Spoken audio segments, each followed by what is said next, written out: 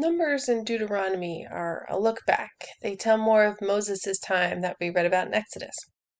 In chapter 1 of Numbers, we read how the Lord told Moses to take a census of all the men of fighting age. We see that there could be around 2 million Israelites at this point. We get the list of the tribes and how many were numbered among them each. I can't help but notice that Jesus' tribe of Judah has the most, which of course they would equate with being the most blessed. One tribe is not counted, the Levites. They are not to go out to war with the others. They're to guard the tabernacle. They're to guard, keep watch, preserve the tabernacle, and not let it become defiled by an outsider coming near where only the consecrated can enter.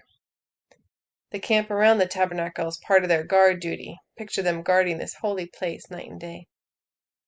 When we are told to keep the commandments, the word keep means to guard. We're to guard the commandments, preserve them. No man is without sin, but any man can keep the commandments. Keeping the commandments is the difference between Saul and David. David was a man after God's own heart. We know he sinned, but his heart was after God's. It pursued God's heart, his ways, his law. David wrote songs about his love of God's word, of his laws. He encouraged his son that obeying was the way to blessing and life. When David's sin was pointed out, he immediately was cut to the heart and repented and turned to God, asking for forgiveness. Saul, on the other hand, also sinned, discarding God's instructions about the sacrifices. He didn't keep the commandments. He didn't value them.